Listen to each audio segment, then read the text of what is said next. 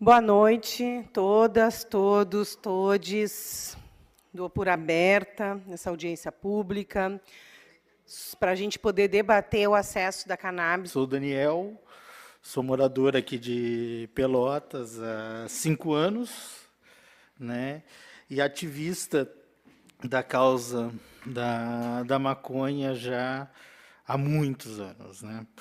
Agora, também no mês passado, uma decisão do Supremo Tribunal Federal que descriminalizou o porte de até 40 gramas de maconha, bem como também o cultivo de até 6 plantas em casa de maconha, o que, além de ser bom para os usuários em geral, também atinge o pessoal do medicinal, porque é a possibilidade de ter 6 plantas dentro de casa e você poder produzir o seu próprio óleo, sabendo da onde está vindo a planta, uma coisa que você cultiva organicamente ali na sua casa e você poder fazer o óleo para você, para os seus familiares, seus filhos.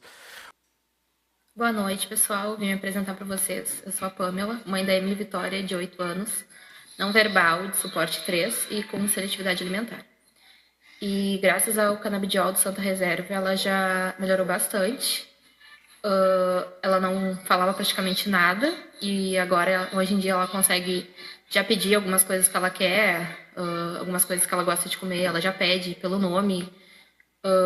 Também na seletividade alimentar, assim, melhorou um pouco. Ela já aceita provar coisas novas, coisa que antes ela não aceitava.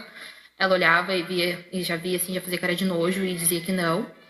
E é isso, graças ao canabidiol, né, de Santa Reserva, ela tá evoluindo, graças a Deus, que era nosso sonho ver ela conseguindo, nem que fosse se comunicar, né, porque ela ainda não consegue conversar, mas se comunica do jeito dela, assim, e consegue pedir algumas coisinhas e o pai dela, mesmo que ela não chamava, hoje em dia o pai dela chega do serviço, a gente pergunta quem é, ela responde que é o pai, e graças a Deus ela tá evoluindo bastante.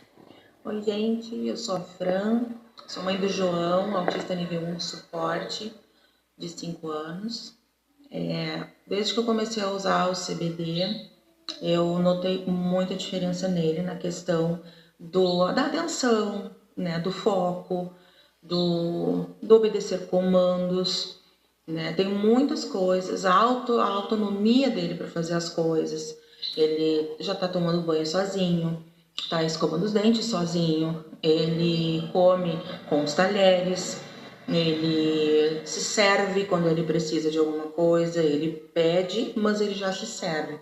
Ele está começando a se vestir sozinho também, ainda tem um pouco de dificuldade, mas nesses meses, poucos meses que eu estou usando o CBD, eu tenho notado muita melhora no João, muita mesmo. Ele está muito calmo, as crises praticamente são inexistentes, realmente é uma a cada mês e realmente eu tenho percebido a melhora no todo dele. O sono dele está ótimo, ele dorme a noite inteira, ele está na escola mais focado nos trabalhos, enfim. Eu acho que o CBD, né, da Santa Reserva tem sido realmente um santo remédio. Eu aconselho quem tiver a oportunidade de experimentar, quem tiver a oportunidade de começar esse tratamento, eu aconselho, eu incentivo, porque tem feito toda a diferença na minha família, no meu filho, na minha casa. Ele está muito mais feliz, mais tranquilo e, consequentemente, todos nós estamos de ver que ele está bem.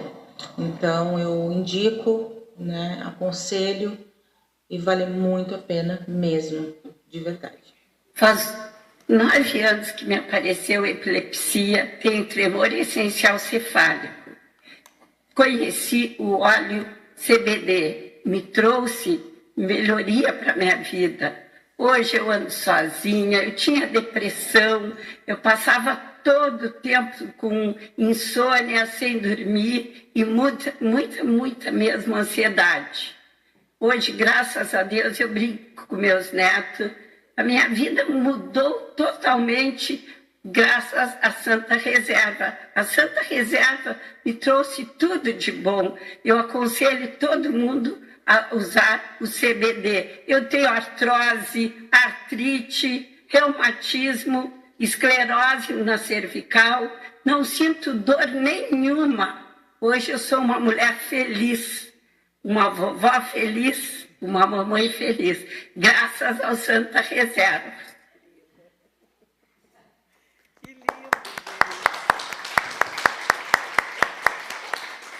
Oh, que lindos depoimentos, né, pessoal? A gente se emociona de ver o quanto a gente pode avançar no bem-estar, né, das pessoas que usam a medicação, que precisam, né, e que podem ter acesso.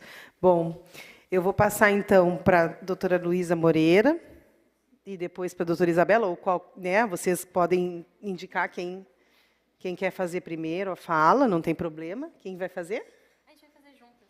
Vocês vão fazer juntas? Ah, ótimo. Tá bem. Elas vão falar da cannabis e o sistema endocannabidioide. Obrigada, gurias, por estarem aqui com a gente. Boa noite, eu sou Luísa Moreira da Cunha. Eu sou médica, residente de Medicina de Família e Comunidade. Essa é minha colega. Eu sou Isabela, também residente de Medicina de Família e Comunidade, formada pelo FPEL em 2022. Sou formada pela Fevale em 2023. Pode passar. Cadê? Pode passar. Então, nessa apresentação de hoje, a gente vai falar um pouco sobre a planta, uma breve linha do tempo, explicar mais ou menos como funciona o sistema endocannabinoide, algumas aplicações clínicas também. Bom, então, sobre o sistema endocannabinoide. Qualquer organismo que tenha mais de um neurônio e que eles se comuniquem tem esse sistema, porque ele é o responsável pela comunicação. Pode passar. O nosso sistema endocannabinoide, então, ele é composto pelos canabinoides endógenos, os receptores e as enzimas. Os canabinoides endógenos são os canabinoides produzidos pelo nosso corpo. Os mais importantes é o 2-AG e a anandamida, que o nome dela vem do sânscrito e significa felicidade extrema. Pode passar. Esse é um mapinha dos receptores que a gente tem pelo nosso corpo. Eu vou falar um pouco mais sobre o CB1 e o CB2, que são os mais importantes. Pode passar. Essa imagem é muito boa porque ela explica como funciona. As enzimas se encaixam, os endocannabinoides se encaixam nos receptores como se fosse um quebra-cabeça.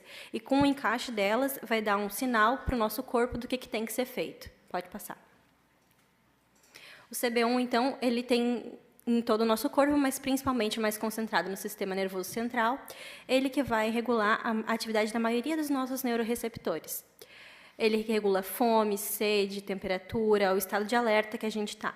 Por exemplo, vocês agora estão prestando atenção nessa palestra, então vocês estão alertas, mas não alerta o suficiente para se sentirem ansiosos ou acionar o luta ou fuga de vocês. Pode passar.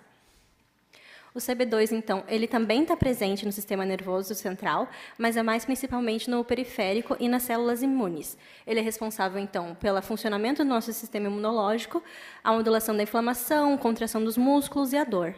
Pode passar. Essa parte eu deixei separada porque eu acho muito importante explicar que não existem receptores para os canabidióis no nosso tronco cerebral. Então, é impossível ter uma depressão respiratória por eles. É impossível morrer de depressão respiratória pelos canabidióis, diferente de muitas medicações que são usadas hoje em dia. Por exemplo, o clonazepam. E outro exemplo que eu deixei também é da morfina, que a morfina é um derivado do ópio e nós temos esses receptores no nosso tronco cerebral, mas é uma medicação que é muito usada para dor intensa. Pode passar. As enzimas, então, vão ficar responsáveis por produzir e degradar os endocannabinoides, depois, conforme eles forem necessários, e destruir eles depois que eles forem usados. Pode passar. Então, eu gosto muito dessa explicação que o meu neurologista que falou, na verdade, que o nosso sistema, como ele faz a comunicação, ele busca manter o nosso equilíbrio. Se a gente pensar no nosso corpo como uma orquestra, os neurônios vão ser os músicos, vão ser quem está tocando, os hormônios que vão ser os instrumentos, enquanto o sistema endocannabinoide, que é o nosso grande maestro. Pode passar. Então, homeostase é a palavra que a gente usa na medicina para equilíbrio. coisas que ajudam o equilíbrio do nosso corpo. Ter um estilo de vida regrado, 8 horas de sono, acordar e dormir mais ou menos sempre no mesmo horário, uma alimentação equilibrada, ter uma tranquilidade durante o nosso dia a dia, isso é uma orquestra em sinfonia. Mas pelo estilo de vida que a gente tem hoje em dia, é muito difícil de manter. O que significa o nível A de evidência? Muitos estudos, temos estudos demais e é inegável o benefício que ele tem. Está nos guidelines já, que é para epilepsia, dor crônica e os náuseas e vômitos na quimioterapia. Pode passar. Tem estudos que comprovam que na dor crônica, 60%, por volta de 60% dos pacientes conseguem diminuir e, às vezes, até cessar o uso de benzodiazepínicos quando se inicia o uso do canabidiol. Por que a gente quer e visa cessar o uso dos benzodiazepínicos? Porque ele tem prejuízo na memória, prejuízo cognitivo, agressividade. Podem desenvolver tolerância e dependência. A pessoa pode ficar viciada nos benzodiazepínicos, assim como qualquer pessoa pode ser viciada em alguma droga. Pode passar.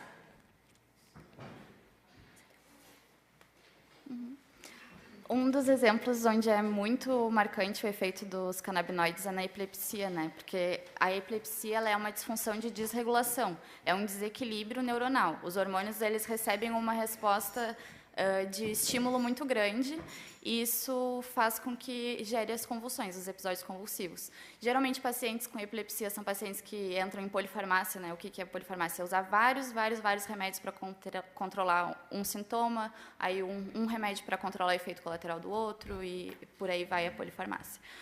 E a epilepsia ela tem essa característica de também deleção neuronal, então faz perda neuronal. A cada crise de convulsão, a pessoa perde capacidade cognitiva. Por que o canabidiol é tão bom para isso? Por que os óleos full spectrum são tão bons? Porque eles fazem a neuroproteção, fazem com que os neurônios se mantenham intactos e reduz o limiar para crises, então aumenta o limiar convulsivo. Além disso, também tem outros exemplos clássicos, que é a síndrome de Parkinson, síndrome de Alzheimer, porque os receptores que a Luísa falou, eles estão muito concentrados nos gânglios da base, que é o local onde causa o desequilíbrio para a síndrome de Parkinson. Aí vai lá, age nos gânglios da base e melhora as condições de movimento do paciente. No Alzheimer também, os endógenos, canabinoides endógenos, estão muito concentrados nos neurônios piramidais do hipocampo. E essa é a área que é afetada pelo Alzheimer, então, quando se age ali, tem formação de novas memórias, neuroproteção e tudo aquilo mais. Próximo. Esses são os outros usos que não têm tantos estudos, mas também vocês podem ver, não vou citar todos porque é uma lista bem grande, de várias questões no que o canabidiol ajuda. E também não temos tantos estudos porque tem essas questões legais que impedem e dificultam alguns estudos de serem feitos. Próximo. Eu trouxe assim mais como uma reflexão. Se a gente tem essa lista infinita de problemas que podem ser resolvidos com cannabis, com a proibição e com a limitação que a gente tem em pesquisa, imagina se tivesse investimento no número de doenças que a gente poderia descobrir que a cannabis é benéfica. Não se sabe a dose tóxica, porque nunca se chegou até ela nesses estudos. Não tem nenhuma morte em bula registrada nesses estudos pelo uso dessas medicações. Isso já é diferente de muitas medicações que são dadas no autismo, por exemplo. Risperidona, que é uma medicação que tem morte em bula, que tem mortes registradas nos estudos, é dada para crianças no tratamento de autismo. Foto pessoal de um paciente, que na verdade é muito pessoal, porque o paciente sou eu. Eu tenho síndrome de Asperger, que é uma síndrome do espectro autista, eu sou autista. Eu já fiz uso de muitas medicações ao longo da minha vida. Eu fiz uso de tradazona por mais de 10 anos, desde os 13 anos de idade. Começou com 25 miligramas, foi até 150.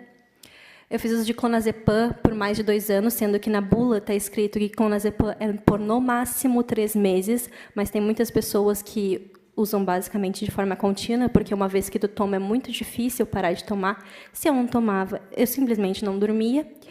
Tomei oxacarbamazepina, tomei estalopram e no meio do ano passado, em agosto, eu comecei, com a orientação do meu neurologista, a iniciar um óleo de CBD full spectrum. E a minha qualidade de vida definitivamente mudou completamente. Não consigo nem explicar como a minha vida mudou. E, com isso, a gente foi lentamente tirando as outras medicações. O corpo vai reagir da forma que ele necessita e Enfim, né, uma aula que as gurias trouxeram. Bom, agora então, o depoimento da Cláudia e da Marion, que são a Cláudia representando a Associação Santa Reserva e a Marion, que é paciente, né, que utiliza o óleo produzido pela associação. Então, Cláudia, só um pouquinho que eu vou passar para ti aqui. Acho que é isso aqui. Vê se está ligado. Alô?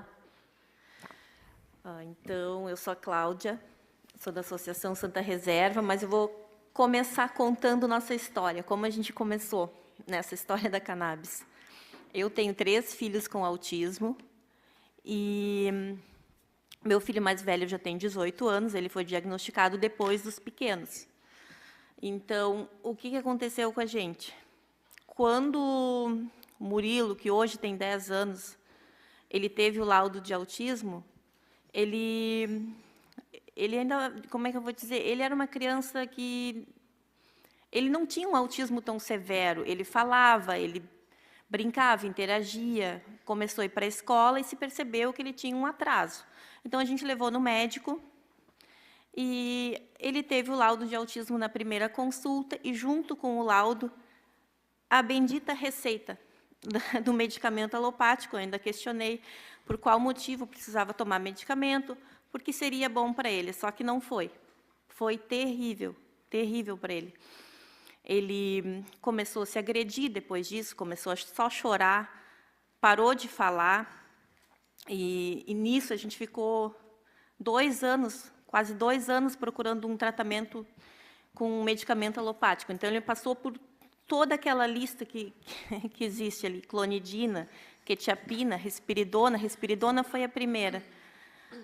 Inclusive, a Aldol, quando ele parou no PS, porque ele estava tão desregulado, ele se agredia, a gente teve que ir no PS com ele, porque a gente não sabia onde ir, não tem um lugar que atenda uma criança autista em crise. Então, a gente foi no pronto-socorro. E lá eles não sabiam o que fazer, então deram uma injeção nele e prescreveram Aldol. E assim foi. A gente foi 2 anos nessa luta. Quando um dia a gente estava na faculdade de odontologia, porque nisso ele arrancou os dentes, eu não sei explicar o que a gente passava lá em casa. Então, lá, uma mãe que já usava nos falou do canabidiol, a gente começou a pesquisar, depois teve uma palestra do Dr. Otávio, acho que foi 2019. E, de lá, a gente saiu no desespero. Não, a gente precisa disso aqui, porque foi uma palestra assim que ele deu, explicando tudo, né? Então, a gente pensou, não, a gente precisa disso. Nessa época, o canabidiol era caríssimo. Era R$ 2.500 um frasco. Hoje em dia, já está mais barato, mas nessa época não era. E tu nem tinha onde comprar, ainda não tinha nas farmácias. Então, o que a gente fez? A gente conseguiu lá do Uruguai. E o Murilo, assim, sem a gente passar por médico, sem receita, sem nada, a gente iniciou sozinho, uma coisa totalmente... Só que no desespero, o que uma família de autista que passa por isso vai fazer? A gente iniciou assim, e em 3 dias, sem acompanhamento nenhum, o Murilo estava indo na praça, que era uma coisa que ele não fazia, a gente não conseguia sair com ele. Então, a gente foi na pracinha, aí a gente decidiu retirar todos os medicamentos, tirei tudo, que é uma coisa também totalmente errada, que não se faz, mas a gente retirou tudo porque aquilo fazia muito mal para ele. E assim o Murilo foi melhorando. Aí a gente voltou na consulta do médico, primeiro médico do SUS, que de início não queria que a gente usasse, mas aí eu falei, não, a gente já está usando. Aí resolveu nos acompanhar, e nisso ele começou a prescrever também, porque a melhora do Murilo era assim, tipo, todo mundo se encantou, se apavorou, nossa, mas o que aconteceu, né? E nisso veio muitas outras famílias nos perguntando, tipo, o que a gente tinha feito, Só que ninguém tinha acesso ao canabidiol. Onde conseguir? Era difícil, tinha que ir lá no Uruguai, aqui não tinha. Foi assim que a gente, mais ou menos, começou com a associação. Nessa época, a gente participava de uma outra associação, que depois a gente acabou saindo. E, então, a gente começou a trazer para outras famílias. E todo mundo começou a ter melhoras. Inclusive, depois, quando começou a pandemia, começou a dificultar de novo ter acesso ao canabidiol, não tinha acesso à fronteira. Aí o Flávio, meu esposo, que está ali, ele resolveu entrar em contato com essas empresas de fora. E Aí uma das empresas respondeu, foi onde a gente conseguiu uma doação para mais de 30 famílias, que inclusive a Marion, a Ana Cristina ali fizeram parte. A mãe da Ana Cristina usou por um bom tempo um tratamento para Alzheimer, a Marion para os problemas dela, e para muitas crianças a gente conseguiu. Então, a gente, durante um ano, a gente fez, imagina, 2 pais em desespero, a gente conseguiu uma doação, e nisso a gente começou, só que depois acabou a doação. Aí, muitos não tinham acesso, imagina um medicamento de R$ 2.500, o que a gente vai fazer? Aí a gente pensou, tá, então vamos começar os processos judiciais. Eu comecei a fazer processos judiciais para as pessoas terem acesso ao medicamento, não sou advogada, mas a gente correu atrás de advogados, atrás de médicos para conseguir receitas e laudos. Alguns pacientes até conseguiram. Só que autismo não é uma síndrome que esteja lá na lista do Conselho Federal de Medicina que tem acesso ao canabidiol pelo SUS. Então, fica complicado. Então, geralmente, autistas, fibromialgia, Parkinson, Alzheimer, tu não consegue por via judicial. E o que uma família, tipo, que às vezes ganha um salário mínimo, um LOAS, vai fazer? Então, a gente continuou fazendo o óleo artesanalmente nós mesmos. E ajuda muitas famílias. E assim a gente está até hoje.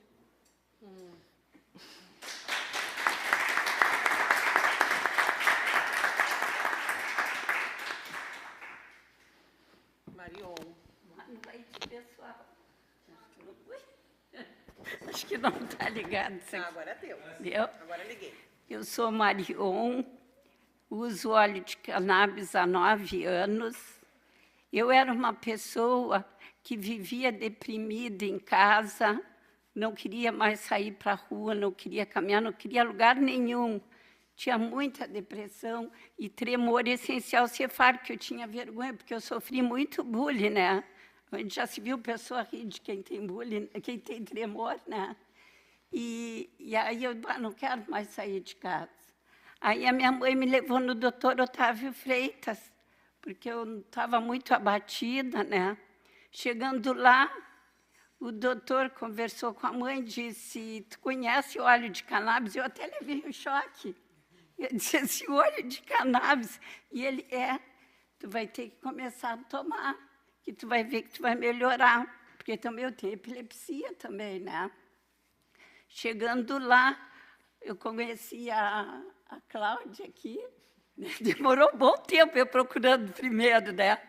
Conheci a Cláudia, comecei a usar o óleo de cannabis, porque eu tinha medo de andar sozinha na rua, porque eu tenho degeneramento nos glândulos da base. Eu tinha medo de sair com meus netinhos, de fazer comida, porque eu não tinha segurança de estar perto do fogão com medo que me desse epilepsia. E na rua, eu tinha medo de cair na rua e me dar epilepsia no trânsito, né? E muitos problemas que eu tive gerou esse problema que eu tenho hoje.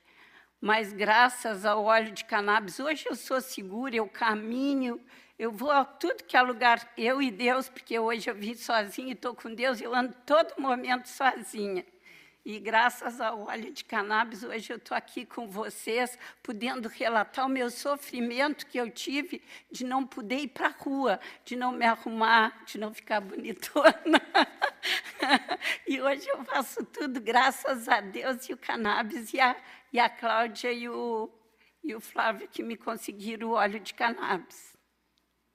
E é isso aí. Obrigada. Desculpa, porque eu não sei falar. Então, voltando ao caso dos processos judiciais, o acesso do medicamento pelo SUS, né? A Marion é uma que a gente encaminhou o processo judicial dela. Eu acredito que esteja em 3 anos de processo judicial, uma pessoa que tem epilepsia e todos os problemas que ela tem. Até hoje, a Justiça não deu a decisão final do medicamento. Que horror. E como que uma pessoa que tem esses problemas e muitas vezes não tem condições de comprar um medicamento caríssimo, vai fazer? Que horror.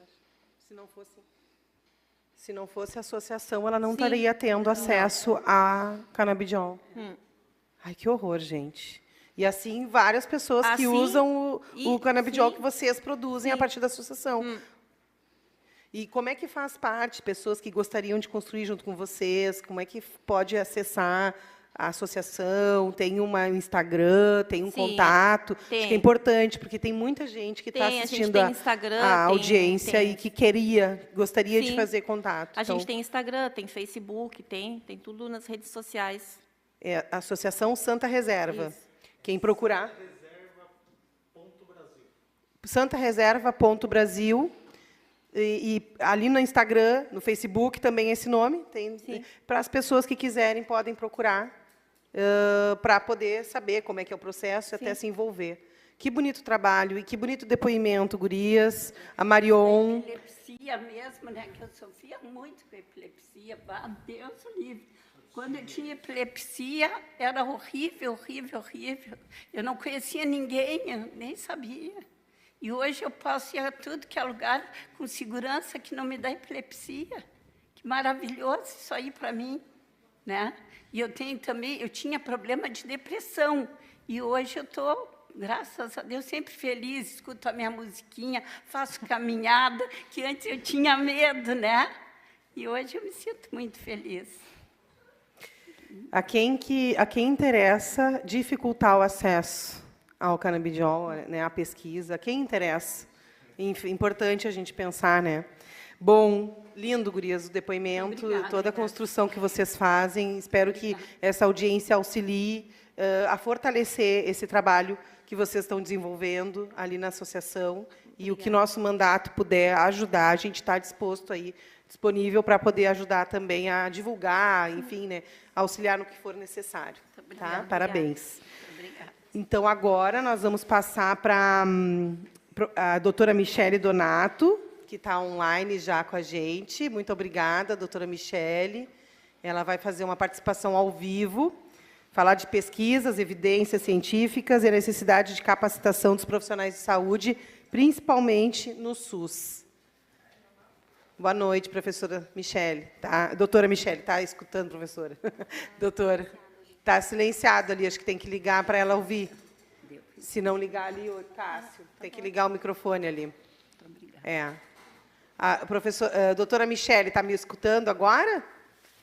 Eu falei um tempo, acho que você não me ouviu. Oi, desculpa, Fernanda, boa noite.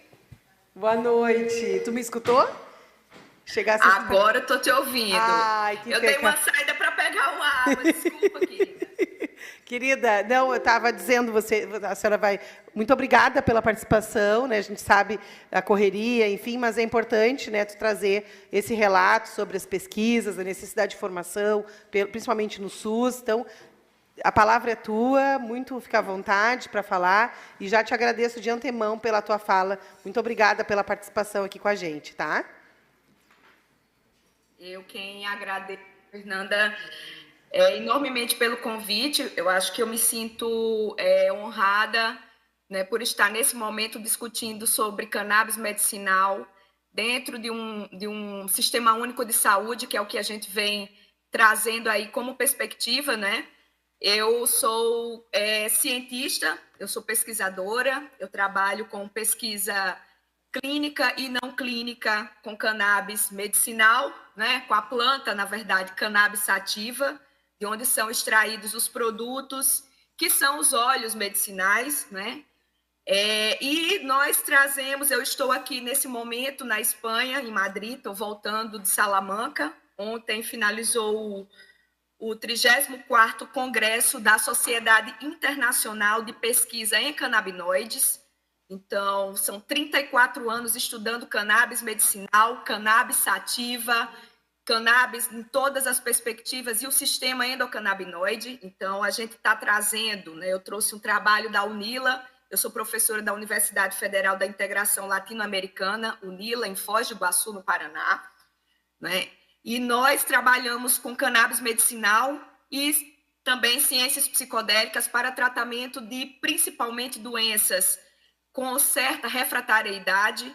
Então, a gente trabalha com essa perspectiva de trazer uma melhor qualidade de vida dos pacientes, né, que tem determinadas patologias, e está aqui trazendo a representação do Brasil na ciência, né, porque a gente escuta muito, não existem evidências científicas, está errada essa informação, é uma informação equivocada. Só eu já trabalho há 7 anos com cannabis, já produzindo, né, artigos científicos e treinando e capacitando alunos de iniciação, mestrado e doutorado, junto com o professor Francisney Nascimento, agora lá na UNILA. E a gente está trazendo evidências científicas de um caso clínico, trazendo um pouco dessa perspectiva clínica de um paciente que sofre de uma doença rara, de uma microdeleção chamada 1p36.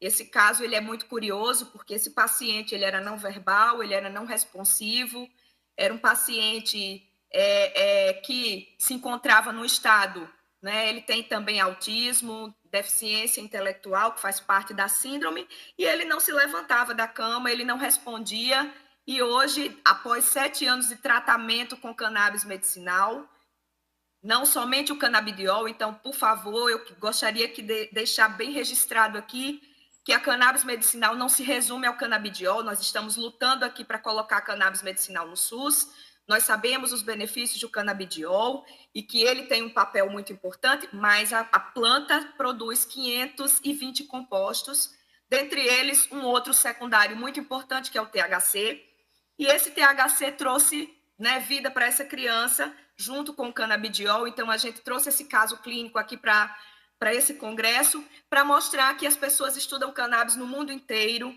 e que nós, brasileiros, precisamos acabar com esse preconceito, porque nas universidades públicas estamos fazendo ciência, estamos trazendo evidências científicas para patologias refratárias, né? Enfim, então, é muito importante que o Sistema Único de Saúde compreenda que doenças que poderiam ser tratadas de forma mais simples com cannabis medicinal, né? Não somente as síndromes epileptiformes, como síndrome de Dravet, Lennox-Gastaut, que é como a Anvisa coloca, né? Como na esclerose tuberosa.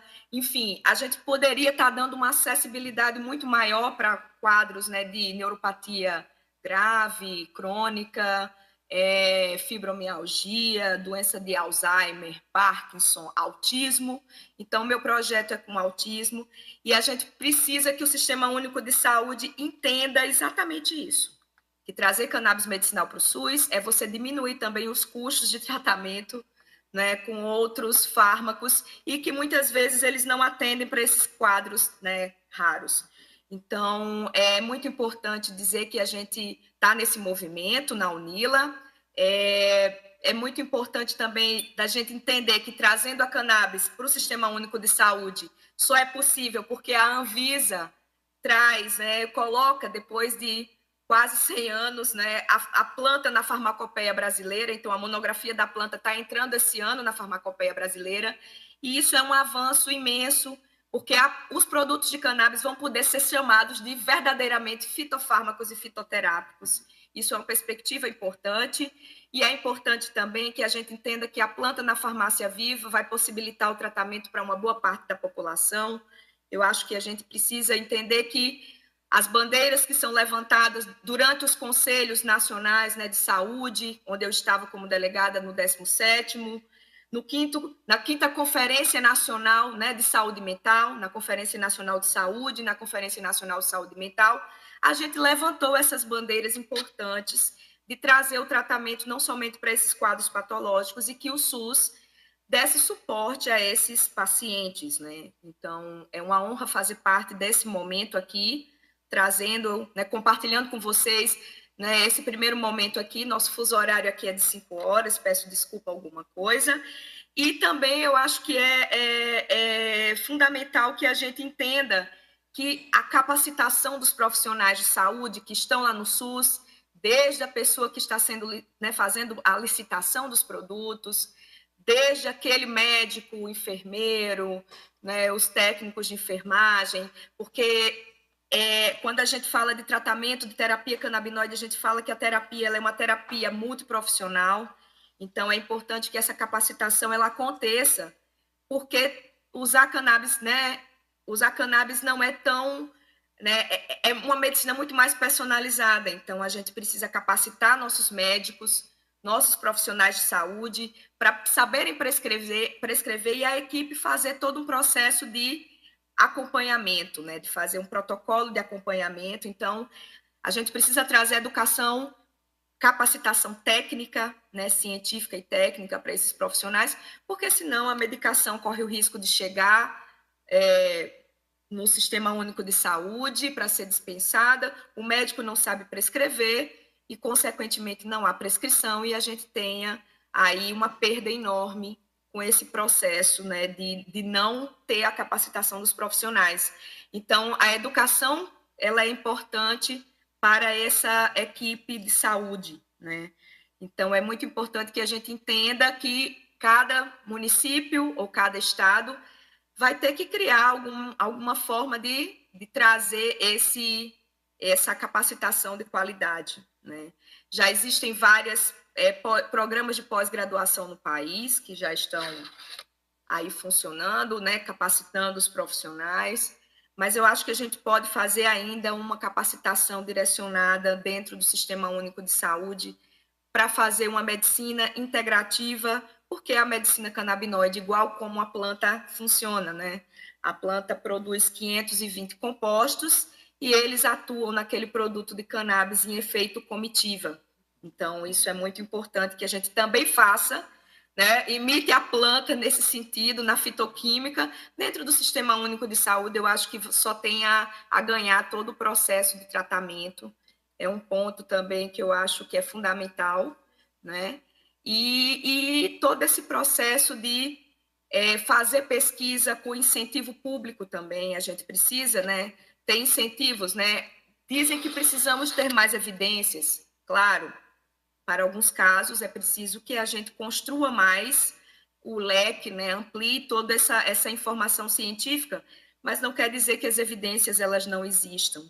Então, a gente só precisa ter oportunidade também, né, de projetos de pesquisa, financiamento pelas agências de fomento estaduais, do âmbito federal, né, as fundações de cada município, de cada estado, que faça também um investimento aí nesse processo em parceria com as universidades. Então, eu acho que isso é um ponto que deve ser considerado, né, de forma muito importante.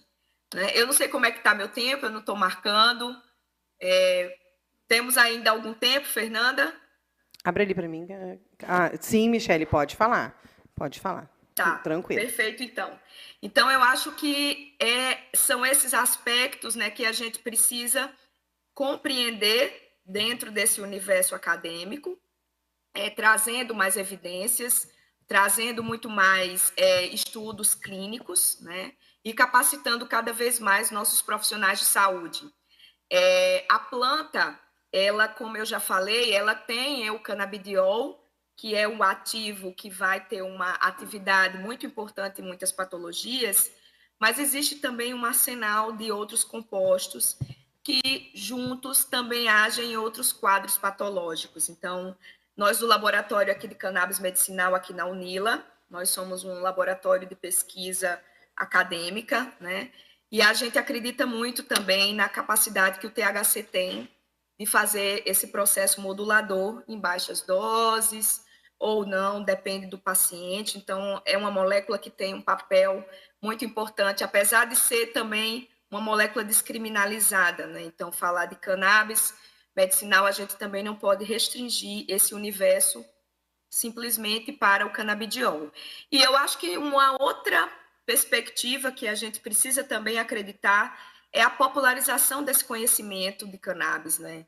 Científica, da cannabis medicinal, fazendo também uma divulgação desse conhecimento, movimentos de divulgação desse conhecimento, para que a própria população também ela consiga entender, primeiro tirar esse papel discriminatório e também para que a população consiga entender como ela pode, né, ter acesso a esse tratamento, quais patologias podem ser beneficiadas, né? Então, é muito importante também que essa educação ela seja uma educação não formal, com divulgações, né, com palestras, rodas de conversa, dentro de eventos, né, públicos, né, que tragam essa perspectiva de saúde coletiva, de saúde pública, é muito importante que a gente faça isso dentro também dos municípios. Então, não podemos nos limitar também só às evidências científicas das universidades, né? Nós temos um movimento desses, um projeto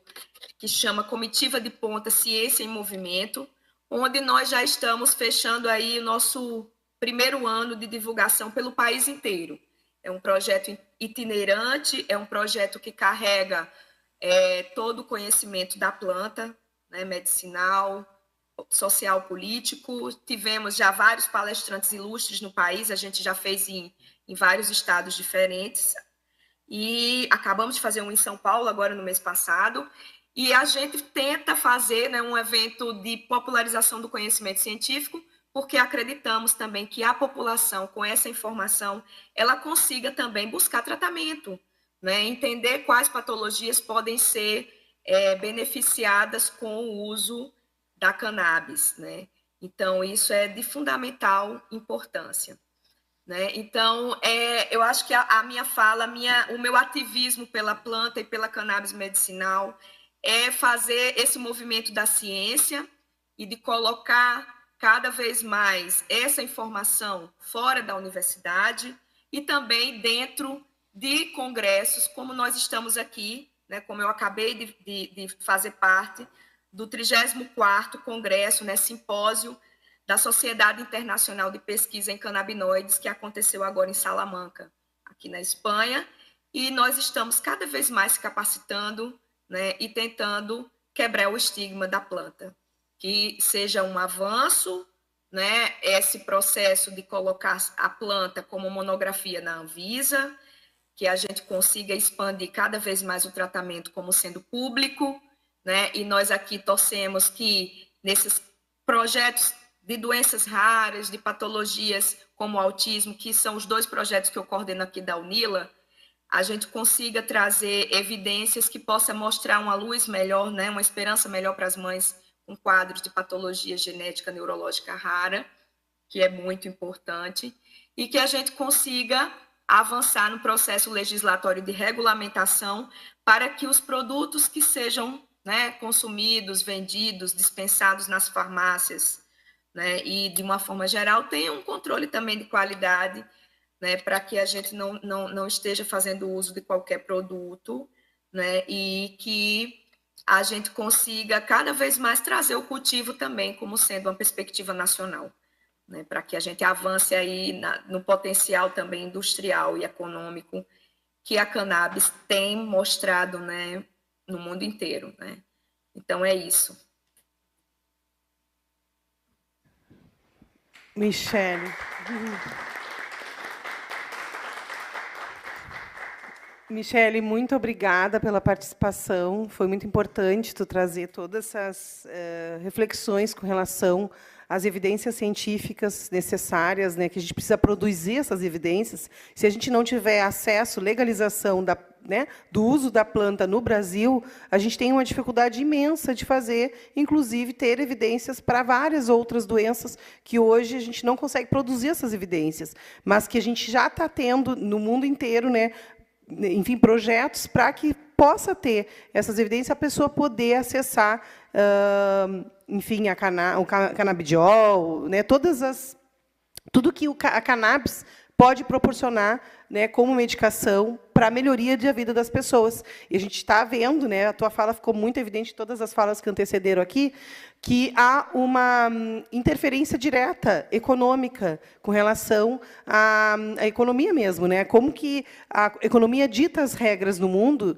e utiliza, inclusive, preconceito, né, e um tabu no falar de uma planta que traz vários benefícios à população que utiliza, as pessoas que têm certas patologias e que utilizam essa, né, enfim, o que é produzido pela planta para, né, pelo cannabis, para poder diminuir sintomas, diminuir, enfim, né, e melhorar a vida das pessoas, que elas possam potencializar, né, outras expressões suas de vida, né, que hoje, infelizmente, elas estão tendo dificuldade de acessar por conta de legislações retrógradas que a gente tem e que a gente precisa mudar. Muito obrigada, Michele, pela tua participação. Anotei aqui para poder fazer pesquisas também sobre a tua pesquisa no Brasil. A gente aqui em Pelotas tem, na Universidade Federal de Pelotas, a gente tem aí várias pessoas que estão introduzidas em pesquisas que também são a nível nacional e que têm feito resistências. Eu sei que aqui, por exemplo, na Faculdade de Enfermagem, na terapia ocupacional, tem grupos de pesquisas com relação ao canabidiol e a melhora das pacientes que utilizam. Então, isso é muito importante e que a gente vá para além do espaço acadêmico, porque é uma planta, né, Michele, que na história a gente vê que o uso dela, ele é um uso que começa no uso das pessoas mesmo, delas, né, empírico, as pessoas vão utilizando e vão vendo seus benefícios. Então, isso também, o conhecimento das pessoas que utilizam, das pessoas que estão manipulando, que estão vendo, né? Então, para que a gente una esses dois conhecimentos que estão sendo produzidos e que não cessam, né, mesmo com a legislação tão retrógrada que a gente tem ainda, que a gente possa avançar e conseguir acessar esse direito, né, esse benefício da planta em si. Então, agradeço, Michele, muito obrigada, mesmo aí, né, no seminário que tu está participando, mundial, né, que legal tu fazer essa participação aqui com a gente, nos honra muito, tá? Muito obrigada. Tá, eu quem agradeço ao Daniel Melo pelo convite, a você, Fernanda, e desejo sucesso aí nessa jornada aí em Pelotas. Ele está aqui, ele quer falar contigo, Michele, só um pouquinho, Daniel Barreto. Daniel. Não, só para agradecer, né, a Micheline por estar aqui com a gente hoje, por disponibilizar o tempo dela. E, se tudo der certo, em dezembro, na ida para a Expo Cannabis, o Comitiva de Ponta, que é esse projeto que leva a discussão da cannabis para a mesa de bar, que faz dentro de bares que a Micheline toca, provavelmente em dezembro, se der tudo certo, a gente está fazendo aqui em Pelotas um Comitiva de Ponta e trazendo a Micheline presencialmente aqui para falar com a gente. Vai ser uma honra, um prazer conhecer. Micheline, desculpa, eu falando Michele, ninguém me corrigiu. Por que vocês não me corrigiram? Que vergonha! Desculpa, Micheline, desculpa. Errei o teu nome. Perdão, querida. Vai ser muito prazeroso te conhecer pessoalmente. Tomara que tu venha. Toda honra e alegria. Esse é o meu ativismo, é fazer ciência pela planta cannabis sativa. Que legal. Um abraço para vocês. Um abraço, boa querida. Noite. Boa noite. Um abraço. Um abração. Bom, agora, deixa eu ver aqui. Agora, depoimento, então, do meu amigo, companheiro, que... Ele sabe muito, muito, 1000 vezes mais do que eu. Eu disse para ele, olha, pode ser que eu fale alguma bobagem. Porque ele é ativista também, está sempre atrás. Thierry Caniz vai fazer um depoimento como pai do Joaquim, que é autista. Então, Thierry, palavra toda contigo. E obrigada, querido, por estar nos proporcionando esse momento tão importante aqui do nosso mandato. Boa noite. Só deixa eu ligar o teu. Acho que deu, né? Alô? Oi. Boa noite. O todo deve ter dado. Boa noite, pessoal. Boa noite a todos aqui presentes. Acho que agradecer muito ao Daniel e à galera, né, que está se somando aí na organização da marcha e a disponibilidade, né, de todos vocês aí que me antecederam, das falas que foram extremamente qualificadas e que ajudam muito a desmistificar, né, todo esse preconceito que a nossa sociedade, né, que a sociedade brasileira tem sobre a maconha, sobre a cannabis, né.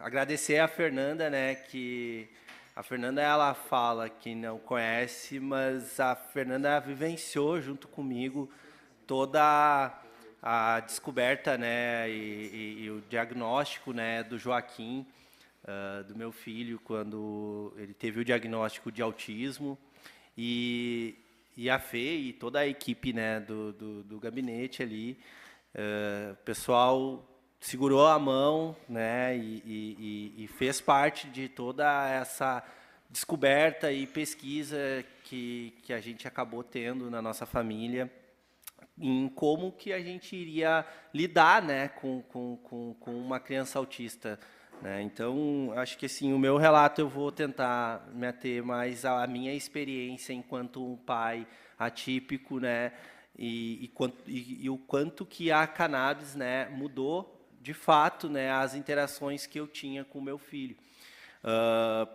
Acho que a primeira coisa que é muito difícil numa família típica, quando a gente tem o diagnóstico, né, é a questão de como que tu vai lidar com a criança, né? Qual é a forma correta de tu lidar com uma criança? E eu sempre tive muita resistência aos fármacos. Então, a primeira coisa que, quando a gente chegou ao diagnóstico, né, através, né, de consultas e de várias consultas médicas, foi a primeira opção que nos deram foi introduzir, né, medicamentos, né, que eram medicamentos na época que eram usados, né, para controle emocional, né, e de temperamento, né, de uma criança autista. E a gente teve muita resistência com relação a isso. Porém, o Joaquim ele teve o diagnóstico com 3 anos, né? Foi bem cedo, assim. O Joaquim hoje ele tem um grau, né, 2, né, que ele ainda tem uma dificuldade, um atraso de fala considerável. Porém, o desenvolvimento dele pedagógico e desenvolvimento também de interação com outras crianças já melhorou muito, e muito com relação ao tempo que ele já faz uso, né, do óleo da cannabis, né. A gente começou também, né, como já foi relatado antes, né, era muito difícil tu ter acesso.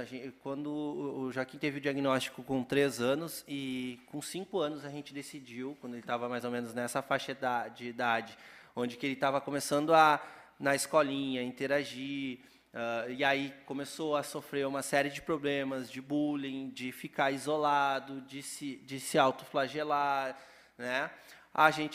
Eu meio que surtei, né? E eu falei assim, não, eu preciso fazer algo para o meu filho, eu preciso, além das terapias que ele já faz, eu preciso de alguma coisa.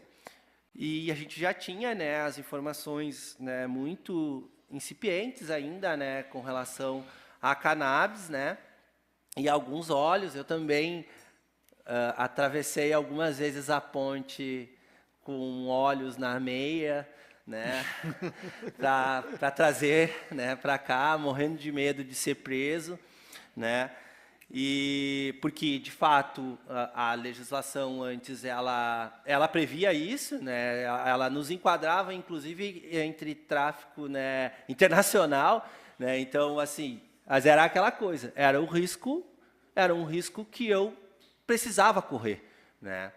E principalmente a partir da primeira gotinha que entrou na boca do Joaquim, e eu comecei a ver o desenvolvimento dele desaflorar, desabrochar como uma flor, de fato. Porque o Joaquim ele quase não verbalizava, né? E foi impressionante, gente, assim, que em questão de uma semana, e eu sempre falo isso, e isso é muito vivo, em questão de uma semana, o Joaquim começou a verbalizar. E não foi um verbalizar, falar 5, 6 palavras. Não, ele começou a falar basicamente tudo. Ele ainda tem muita dificuldade de construir frases, de construir diálogos, mas isso também está associado, né, à condição dele, né, do autismo. Porém, o Joaquim ele teve melhoras assim em vários outros aspectos, não só na questão da fala dele, mas também na questão de comportamento, na questão do sono, da regulação do sono dele. O Joaquim ele dormia 3 horas, no máximo 4 horas, né, por noite. Então, é uma carga também, que isso também é uma coisa que muitas vezes não é falada, né? Mas o quanto que também essa condição ela dificulta a vida da família como um todo, porque é muito difícil, gente, tu lidar, e principalmente naquela época, isso eu estou falando de algo de há 4 anos atrás, onde tu não tinha tanto. A gente teve um boom eu costumo dizer, de 2019 para cá, do acesso à informação, de ser publicado muitos trabalhos acadêmicos a partir disso, e eu acredito também que isso foi muito atrelado. Eu lembro que teve uma época que viralizou uma série de vídeos de associações de reações de crianças autistas. E as pessoas... essas reações, esses resultados que, como a Fernanda falou, de forma empírica mesmo, muitas vezes sem um acompanhamento científico, né, que deveria ser dado, né, de fato pelo Estado, e que o Estado nos negou e nos nega ainda até hoje, né, de certa forma, a gente começou, a população como um todo começou a quebrar o tabu do debate sobre a maconha.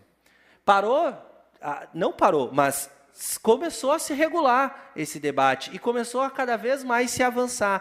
A minha família é uma família extremamente conservadora. A minha família jamais iria falar sobre cannabis. E eu percebi isso muito quando, há uns 2 anos atrás, num almoço, né, da minha família, eu vi as pessoas falando sobre como a cannabis tinha mudado a vida do meu filho. E como o Joaquim estava mais esperto, como ele estava interagindo com outras pessoas. Ele já lê. As pessoas se impressionavam muito com isso. Nossa, ele está lendo, ele tinha 5 anos, 5, 6 anos, ele já estava começando a ler. Enfim, eu queria me ater muito mais a esse relato, porque eu acho que uma das grandes dificuldades que eu tive e que eu enfrentei, inclusive dentro da minha família, foi o preconceito. E eu acho que esse tipo de iniciativa, quanto mais a gente falar, quanto mais a gente ter espaços como esse, de a gente conseguir mostrar para a população o quanto que tem que ser desmistificado. Obrigada, Thierry. Eu vou passar imediatamente, então, para o advogado aqui na Tom, para fazer... Aqui na Tom, né? É difícil teu nome, né? A gente pode errar. E eu sou fã de errar, Micheline, já estava falando Michele. Deixa eu ver, acho que é a Marisa, peraí. Por favor, ligar o da Marisa. Alô? Da Som. vereadora Marisa. Deu? Já está ligado. Alô, som. Certo. Bem, primeiramente, boa noite a todos. Dizer que é um grande prazer estar aqui em Pelotas, participando aqui na Câmara. Então, também queria saudar inicialmente a vereadora Fernanda por essa iniciativa, o Daniel, o pessoal tudo que tem organizado a marcha e trazido esse debate. E também dizer que é muito emocionante. Eu estudo cannabis há 15 anos. E toda vez que eu participo dessas atividades, sempre me comove muito as histórias, porque quando a gente fala da planta, a gente sempre, durante muito tempo, associou ao aspecto da violência, da criminalidade, e o que mais sempre me chamou a atenção são as capacidades afetivas, associativas, de cura, de alianças, de crescimento que essa planta pode gerar. Eu queria só também fazer uma contextualização, porque, embora eu também seja advogado, minha fala aqui é enquanto professor e pesquisador, tá?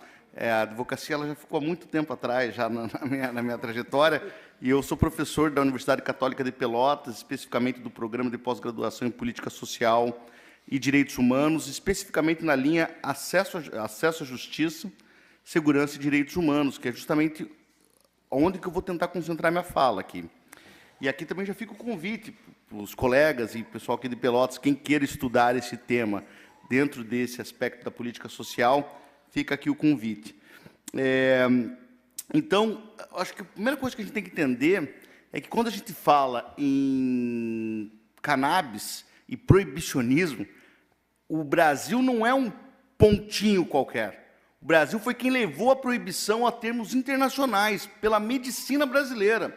Um cara chamado Rodrigues Doria, se estudou na Faculdade de Antropologia e Medicina da Bahia, com Nina Rodrigues, que tem todo o seu lastro de conhecimento galgado no evolucionismo, numa leitura racializada da sociedade, da biologia, da vida em geral. Então, essa figura foi quem foi responsável, assim como os Estados Unidos tinham problemas com o ópio e com os chineses, portanto, né, assim como os ingleses, né, aquela relação que eles tinham com o ópio com a China. Outros países tinham outros problemas com outras substâncias, e o Brasil leva o problema que eles tinham, que aqui no Brasil justamente é associado a um consumo tradicional, a um consumo popular, a um consumo feito pelas camadas mais periferizadas, marginalizadas, segregadas da história brasileira. As populações sertanejas, as populações indígenas, quilombolas, negras. Então, falar de cannabis é falar também de patrimônio cultural, né? Patrimônio natural. Pelotas, não tem só essa história da feitoria, mas nós tivemos aqui a irmã Assunta.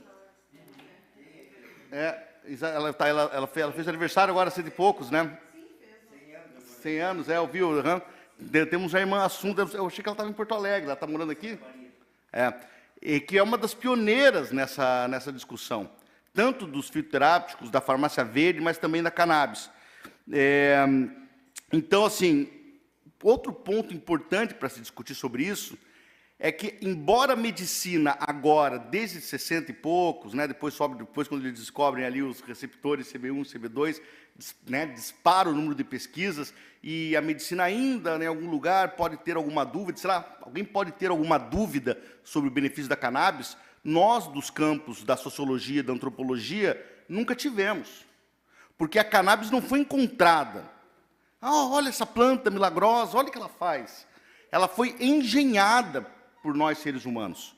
Nós fizemos ela ao longo de 10 mil anos. E olha, meus amigos, para o cara sair lá do meio do Nepal e atravessar, né, e ir para os rincões mais distantes da Europa, da África, da Ásia, ele não podia carregar muita coisa, ele carregava o que importava, aquilo que servia. Então, ele carregava semente de cannabis. Foi encontrado não só um assentamento desses períodos mais antigos, de 15 anos, 15 mil anos antes de Cristo, como encontrado produtos já mais refinados disso. Então, vejam vocês que a cannabis ela é, de fato, uma engenharia humana. Tá? E uma engenharia também específica de povos e de etnias, por isso apagada. Tá? E o principal efeito dessa história da proibição, do qual o Brasil é pioneiro, como eu disse, a primeira delegacia que proíbe a cannabis no mundo é brasileira, no século XIX, no Rio de Janeiro, e que não proibia só a maconha. Proibia a maconha e a mestiçagem, o candomblé, né, a capoeira e outras práticas. Então, vejam vocês o lastro histórico disso. E, olha, vou dizer uma coisa para vocês, a única forma de mudar uma tradição é escancarar ela. Se a gente não conseguir escancarar ela, então um debate franco, científico sobre isso não será possível. E quais são os efeitos, então, da proibição? Em todas as minhas pesquisas que eu fiz, né, eu sempre tratei de sistema de justiça e de drogas, quase sempre associado a cannabis.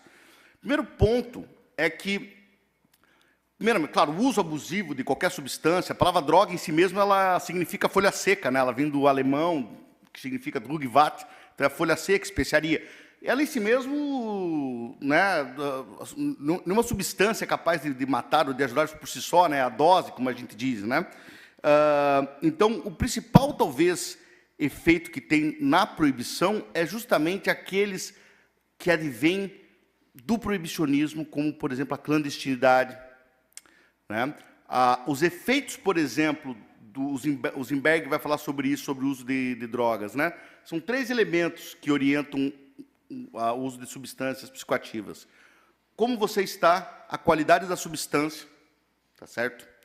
E aonde você está, o lugar que você está, o cenário. E quando nós falamos de proibicionismo, nós submetemos o usuário, que sim, pode ser uma pessoa vulnerável, que sim, pode ser uma pessoa que tem algum tipo de fragilidade, que sim merece também sua atenção, né? Ou seja, se você tem uma política proibicionista, você não tem educação para isso, é simplesmente um proérge do tipo, não fala, ninguém pode falar sobre isso, é proibido. Então, você submete a pessoa a uma ignorância absoluta sobre uma coisa que, hoje em dia, é altamente divulgável, e aqui no nosso lado nós temos o Uruguai como exemplo, né, e exemplos índices criminais, de índice de IDH, entre tantos outros. Submete também o usuário e, portanto, o paciente a substâncias desconhecidas, prensadas, feitas a partir de um processo que se desconhece a planta, se desconhece o armazenamento, o que foi utilizado, se foi utilizado agrotóxico ou não, tá certo? Então, ou seja, é um plano de extermínio, literalmente, dessas pessoas, que são pessoas que nós queremos, pela Lei 11.343, ainda que de maneira aquela coisa para inglês ver, né, proteger. Nós queremos proteger as pessoas e, ao mesmo tempo, submetemos ela a conseguir as substâncias que fazem sentido para elas, por isso que elas vão atrás, por isso que um pai atravessa a fronteira, uma mãe atravessa a fronteira, tá? E o pior de tudo, além de você submeter o sujeito a uma clandestinidade, a uma ignorância absoluta, ou seja, não vai ter um diálogo público sobre isso, não sabe onde buscar acesso, ele submete essa pessoa ao terror. Um ser humano branco, de classe média, aqui na UFPEL, na praça, fumar maconha, né, é uma coisa bem distinta de um jovem periferizado, nos bairros mais longínquos aqui de Pelotas, porque, obviamente, o risco de vida, de consequências da política pública de segurança sobre elas, também criam subjetividades, também criam formas que são patogênicas. Então, ou seja, discutir o efeito da proibição só em relação à substância e o seu uso, também ela vai ter esse efeito absolutamente pernicioso e negativo. Agora, no que tange ao que as colegas disseram, a ciência ainda é pior. Porque os cientistas, em regra, são pessoas, né, que tentam contribuir para os outros através do conhecimento, conhecer e divulgar. Né? Vou aprender a ler para ensinar meus camaradas. Ou seja, vou aprender alguma coisa para passar adiante. E essas pessoas, os médicos, tiveram muito tempo e ainda hoje têm tempo de prescrever. Porque tem risco do CRM, em alguns estados, perseguir os médicos, que têm o contato direto com o paciente. Então, ou seja, discutir a proibição é discutir, além do paciente, além de discutir o ambiente social que a gente vive, é discutir a produção de educação, uma educação para as drogas. Porque o problema não é a maconha, então pouco o crack, o problema quase sempre está envolto com álcool, com remédios, com agrotóxicos, ou seja, drogas que a gente nem quer, inclusive, utilizar, ou seja, que não faz parte da nossa escolha. E agora a grande questão, quero também encerrar, eu acho que eu quero escutar e debater com os colegas, é o papel do município nisso, e o papel dos movimentos sociais. Bem, a vida política nacional se dá nos municípios. Falar de cannabis no município é falar sobre economia, sobre saúde, sobre segurança, sobre dignidade, sobre direitos humanos. Pensar em uma política municipal de valorização da história da cannabis, do patrimônio cultural, também é falar sobre sustentabilidade, também é falar sobre ecologia. Então, ou seja, é uma pauta que tem que estar dentro das câmaras de vereadores por todo o Brasil e mais, instrumentalizada e mobilizada pelos movimentos sociais, pelas associações que sim podem ser apoiadas localmente, com projetos de lei, com reconhecimento de validade pública das atividades. E só queria terminar falando, além da necessidade da reparação histórica que nós vamos ter que fazer com os povos que foram perseguidos por conta da proibição da cannabis, eu gostaria de dizer o seguinte, que só existe maconha medicinal hoje, e os médicos podem estudar e prescrever, e os pacientes podem usar, porque alguém cultivou. Essa cultura de cultivo, cultura literalmente vem disso, né, ela só existe porque teve pessoas que continuaram cultivando mesmo com o risco de ser presa. Durante todo o período, década de 60, 50, 60, 70, 80, sempre teve cultivadores. Esses são os heróis da resistência. Esses, sim, merecem o nosso respeito, o nosso aplauso, e a história merece lembrar deles, porque se não tivesse um cara cultivando, e não é uma coisa simples, tá? Nasce e tal, mas, né, para se cultivar, para se extrair um produto, precisa de refino, precisa de cuidado, precisa de esmero. Então, essas pessoas nós não podemos esquecer também. Então, era isso, muito obrigado, um grande prazer estar aqui, estou sempre à disposição.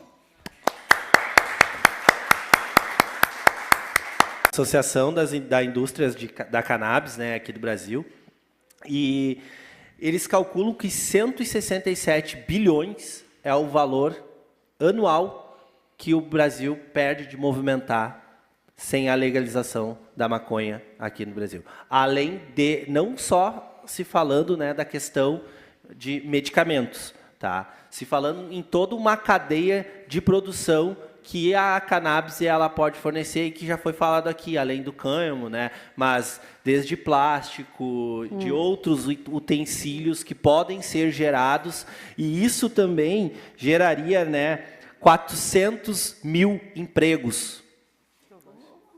Então, tem todo um espectro gigantesco, né, para ser explorado, né? E a gente não pode deixar com que o preconceito, né, e a hipocrisia, né, não deixe a gente avançar nessa pauta tão importante. Obrigada, Tchê. Fer, só Oi. trazendo um dado para o vereador, hoje nas farmácias... Espera aí que eu tenho que ligar o teu microfone. Tá. Quem é que senta ali? O Marcola. Vê se está ligado, que os guris às vezes Alô? estão mais antenados do que eu. Ai, mudei o negócio Tá, aqui. acho que tá. É. Não, hoje na farmácia são 12 medicamentos. Hoje que se vende em qualquer farmácia que você chegar, hoje você tem. O Mervatil está desde 2014, salvo engano, na farmácia. Mas a Anvisa já liberou para venda em farmácia 12 medicamentos importados, que você vê, autorizados pela Anvisa, já são mais de 300 medicamentos. E hoje a gente tem no Brasil também pelo menos umas 10 associações que cultivam e produzem óleo para os seus associados, por decisão judicial. Né? Então, o negócio cresceu demais. Assim, é um mercado, já acabou de trazer os números, de um mercado muito grande. Né? Eu sou aluno da UFPEL de gestão ambiental, e eu estudo a questão ambiental da cannabis. Né?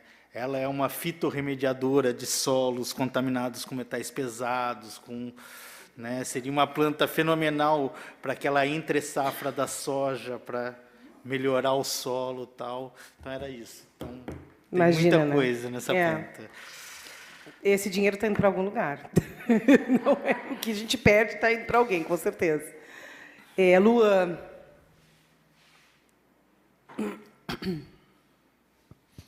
Então, boa noite a todas e todos aqui presentes. Boa noite, pessoal que nos escuta em casa. Iniciar parabenizando aí, né, principalmente por causa da importância do tema, de trazer esse debate a público aqui nessa Casa Legislativa. Acho que é fundamental fomentar esse tema também a nível municipal e, de acordo com as falas aqui dos presentes, a gente já consegue observar muito da importância, né, que isso tem na vida de muita gente. Mas a gente tem bastante coisa aí para debater e para aprofundar, né, e também para lutar em cima da temática do uso medicinal da cannabis, né, e do acesso, como é mesmo o chamado da audiência. Meu nome é Luan Badia, eu sou trabalhador da UFPEL, sou usuário, né, de cannabis medicinal no tratamento da dor. Sou formado em Ciências Sociais na UFPEL, trabalho na UFPEL hoje como técnico administrativo em educação. Sou membro do PSOL, do Núcleo Fragata, do Partido Socialismo e Liberdade, né, a área que eu atuo aí também politicamente. Desde os anos 90, também ajudo a minha mãe e também cresci, né, usando o tratamento de fitoterápicos para todos os problemas de saúde que uma pessoa possa ter. Né, minha mãe ela é coordenadora da Pastoral da Saúde na paróquia São José, no Fragata, há cerca de 30 anos, né, então desde que eu era realmente criança. E eu observo empiricamente, desde então, o uso das plantas medicinais no meu corpo, em tratamentos dos mais diversos tipos, o quanto eles são benéficos, né? E realmente eu faço, até hoje, uso muito pífio de medicamentos, né, sintéticos. A cannabis eu usei pela primeira vez no tratamento da dor, né, por volta de 2016, com uso totalmente, digamos, pouco científico, né, de uso precário, devido à própria pouco contato que a gente tinha com o tema na época, enfim, e pouca pesquisa científica de acesso público. Em 2020, eu me aproximo, sou convidado a fazer parte do Coletivo Canábico de Acesso à Saúde, né, CCAS-Sul, um coletivo que busca principalmente dar o acesso à maioria das pessoas que necessitam, tanto pelo viés financeiro, como buscar meios que tornem mais barato o acesso, como também o acesso a médicos prescritores, né, colocando as pessoas em contato com esses médicos, enfim, né, facilitando o acesso de todas as formas, e principalmente a questão financeira, que até hoje é muito caro, né, um medicamento muito caro a gente ter acesso na maioria das vezes. Então, acho que é importante também ter uma associação aqui presente, que fez fala na mesa, né, acho que foi fundamental esse tipo de trabalho, como foi do Coletivo Canábico aqui em Pelotas, né, na época em que eu me aproximei. Desde então eu faço o uso de uma forma que a gente pode chamar científica, né, no controle da dor.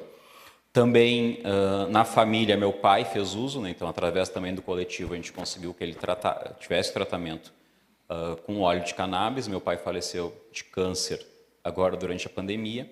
Ele era policial militar aposentado e ele sofria muito com crises de pânico, né?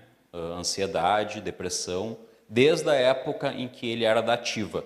Então, nós aqui que debatemos a questão do uso medicinal da cannabis, né? E o debate das drogas e da guerra às drogas que a nossa sociedade impõe hoje, sabemos também porque a gente debate o que é a polícia militar hoje, a necessidade e a luta que a gente tem pela desmilitarização da polícia militar, e meu pai sofreu com isso, né?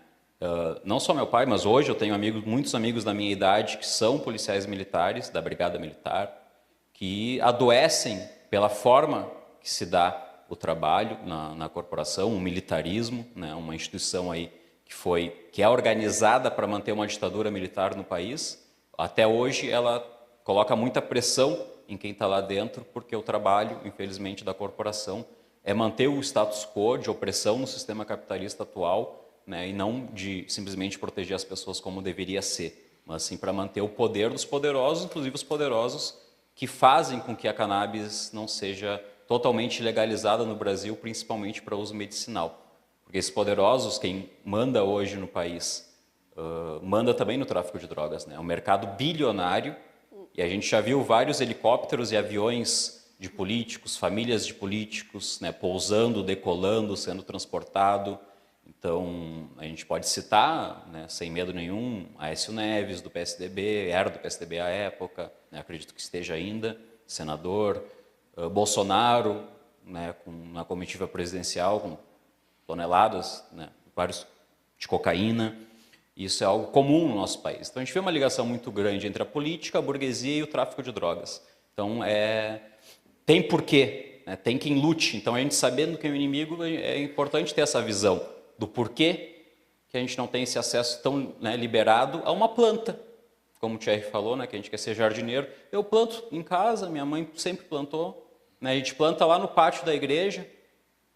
Sabe, as comunidades eclesiais de base, as SEBs, tem pastorais sociais da saúde, plantam nos seus pátios quando é possível. Né, chás, eu tomo vários chás que eu planto na minha casa, no meu quintal. Né, então, mais uma planta. Né, as pessoas podem se utilizar de outras plantas alucinógenas, de cogumelos, que têm livre acesso à natureza também. Por que a cannabis não pode? Né? De repente, porque a cannabis não é comercial. Aliás, o cogumelo não é comercial, que nem a cannabis, né, esse lucro aí todo que está colocado hoje. Também está correto que o empresariado do país, a grande burguesia nacional, vai querer investir no mercado da cannabis quando for legalizado e ter um modelo que ela tenha um controle e lucre.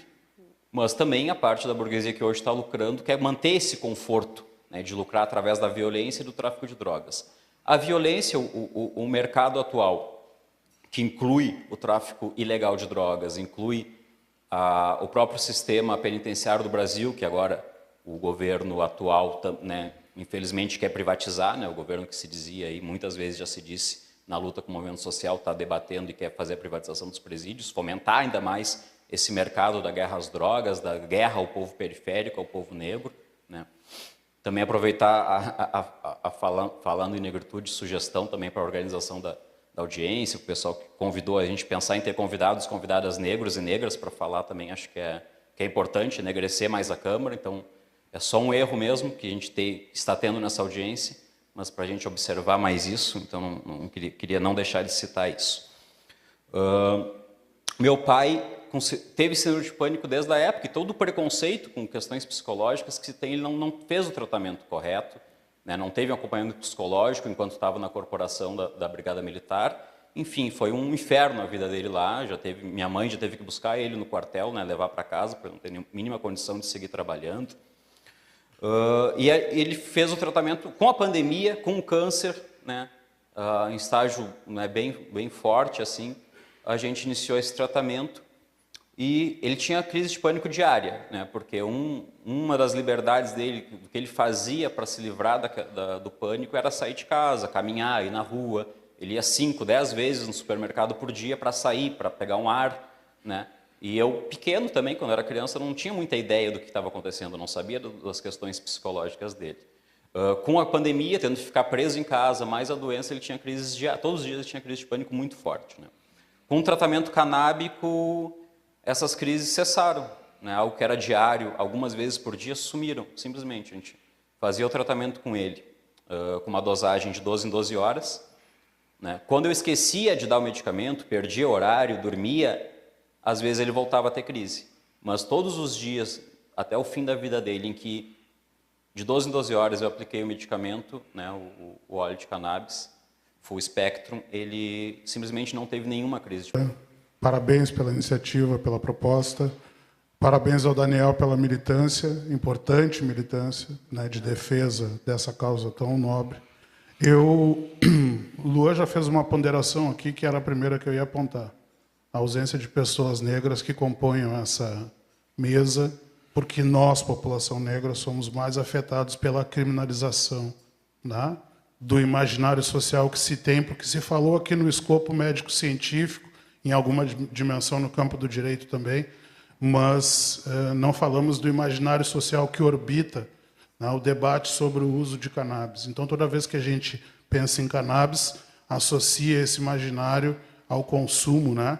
E aqui, enquanto ouvi as falas muito bem qualificadas, principalmente das meninas ali e da doutora Micheline, eu fiquei pensando nas propagandas e em como a mídia aborda o uso da cannabis, seja em que sentido for. Né? Toda vez que se fala em droga, não se mostra um blister de Zolpidem, não se mostra uma garrafa de uísque ou de cerveja, se mostra uma folha de maconha. Né? E isso constrói um imaginário social em uma sociedade que é extremamente conservadora como a nossa, que não permite, por exemplo, que o sistema judiciário admita a possibilidade de autorizar. Então, falávamos ali no nosso cantinho, né, a questão da descriminalização do uso de maconha, em qualquer formato. Né? 40 gramas, a gente acha que é muito. Quem vai definir? Se o cara for preto, pobre, morador da periferia. E aqui fala, eu sou um professor de sociologia com doutorado em sociologia, mas, antes de tudo, sou um homem negro morador de periferia. Né? E a gente sabe como o sistema de segurança aborda as pessoas negras, principalmente os jovens negros.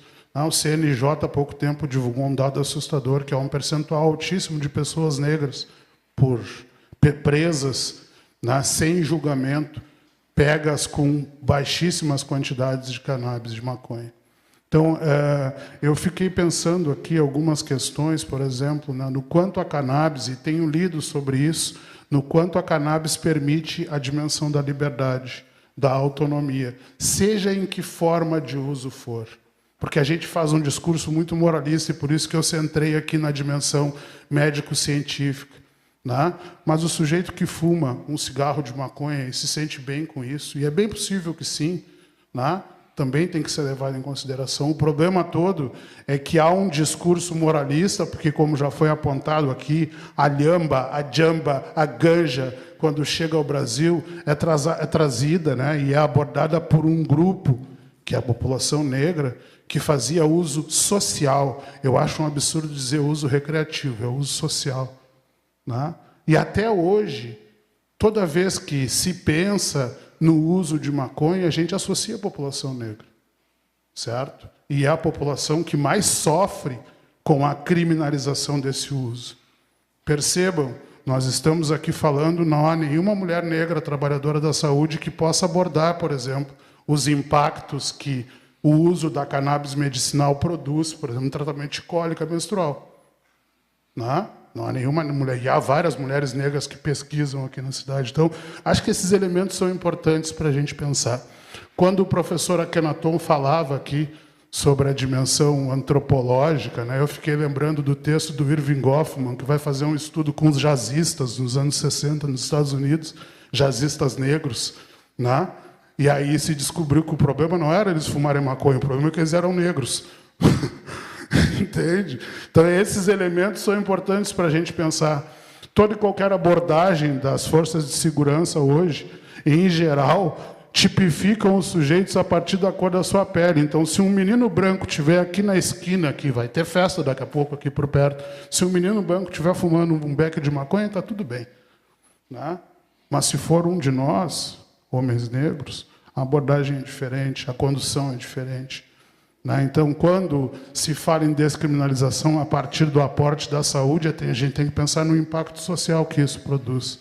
Né? 40 gramas de maconha é o quê? 2 maços de cigarro. É o que pesam? Já fiz essa conta. 2 maços de cigarro pesam 40 gramas.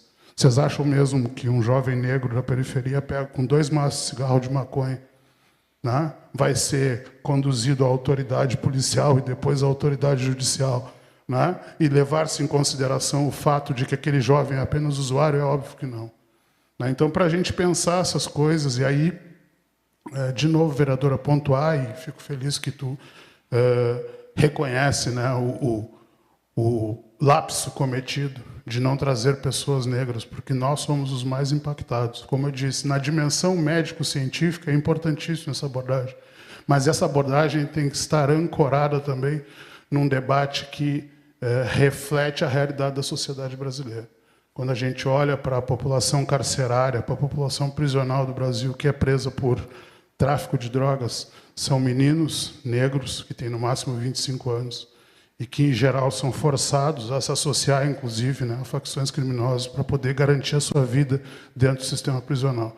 Então, esse debate é fundamental, mas ele só pode ter sentido na medida em que a gente confrontá-lo com uma realidade mais ampla, que é o imaginário social de uma sociedade extremamente conservadora, extremamente violenta, e que dá vazão a partir, por exemplo, e aqui eu concluo minha fala dizendo, nós temos que desassociar a ideia da maconha dela ser uma droga. Acho que esse é um debate fundamental. Né? A gente associa a maconha à droga.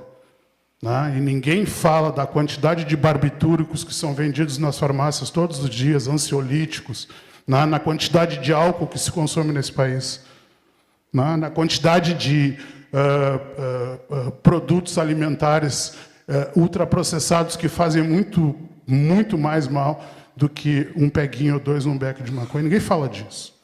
Né? Em toda essa indústria. Falávamos aqui da questão do capital, eu também concordo contigo, Thierry.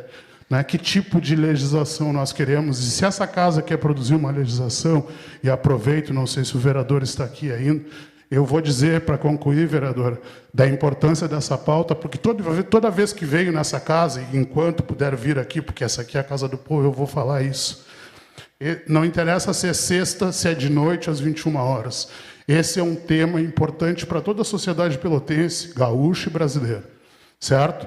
Se os legisladores e legisladoras que compõem essa casa não consideram esse tema importante, isso revela o quanto eles se preocupam com a sociedade pelotense. Então, quero saudar o teu trabalho, saudar a importância de convocar essa audiência pública e agradecer a atenção de todas e todos. Muito obrigado.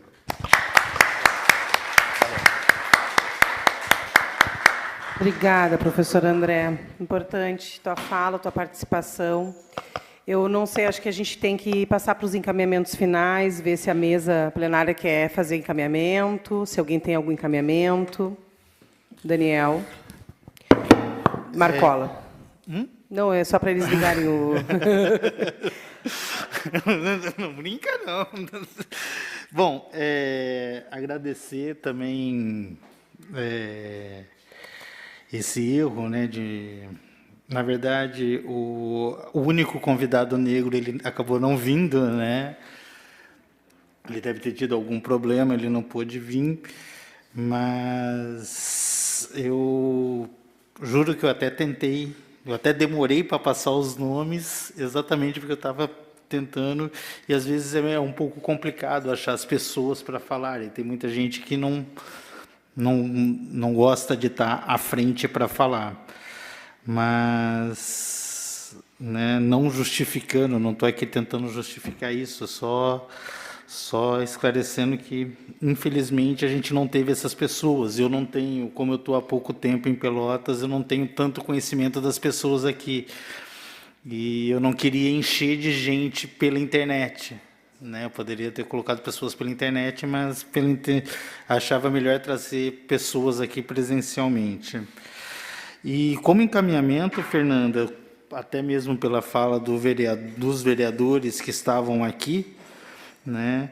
De repente, para a gente começar a discutir essa coisa da legislação, poderia fazer, como está sendo feito em vários municípios, nas câmaras municipais, até mesmo na Assembleia Legislativa aqui do Estado e de outros estados, a gente montar uma frente parlamentar sobre cannabis medicinal aqui na Câmara, com os vereadores interessados a discutir, trazer as associações e o pessoal que queira discutir esse assunto, tal, para construir essa legislação em várias mãos, né, da melhor maneira possível. Acho que esse seria um encaminhamento interessante para essa audiência e para a gente continuar esse debate.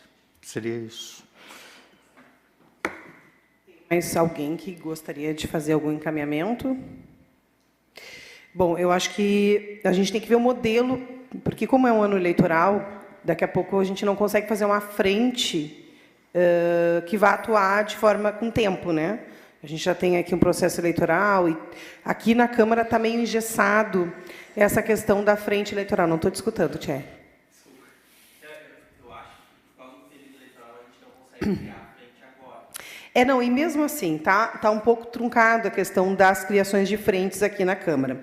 Mas a gente não pode deixar de fazer esse debate, a gente não pode perder essa oportunidade de juntar pessoas. E óbvio, né, gente, além dessa questão muito séria desse erro de não ter mais trazido e nem envolvido outras pessoas que sofrem diretamente essa questão do preconceito, principalmente preconceito racial, para estarem aqui representando, né, pessoas negras nesse espaço. Além disso, óbvio, nós não temos também, né, movimentos que também trabalham em Pelotas, outros que a gente também não tem conhecimento. Então, de repente, a gente criar um GT, algo assim nesse sentido, para não se perder esse espaço, esse momento, até porque essa é a segunda audiência que a gente faz sobre a cannabis. A gente fez uma em 2020, online, na época de pandemia, e se perdeu muito isso. Não podemos perder, né? A gente precisa agora aproveitar esse momento, aglutinar essas pessoas e pensarmos juntos em quais legislações a gente pode provocar. Mas não só a legislação, a gente se fortalecer enquanto grupo, enquanto pessoas que estão aí pesquisando, estão fazendo força, né, fazendo frente em outros espaços. Então, acho que criar um GT antes mesmo da frente, que seja algo, né, múltiplo, inclusive buscando outras pessoas, né? Acho que professoras, pessoas pesquisadoras, pessoas negras sobre, imagina a menstruação, né? As cólicas menstruais. Imagina, isso é importante, gente. Isso aí é conhecimento que a gente precisa divulgar, inclusive. Então, acho que uma das formas é a gente tentar, de repente, fazer um GT para pensar essa legislação com os vereadores que tiverem interesse e com as pessoas que quiserem também, a partir desse espaço, dentro da Câmara de Vereadores, trazer a público, porque tem muita gente também assistindo essa audiência. Tá? Então, deixo aqui esse encaminhamento, a gente vai seguir discutindo e o nosso mandato segue à disposição dessa luta, dessa causa. Tá, pessoal?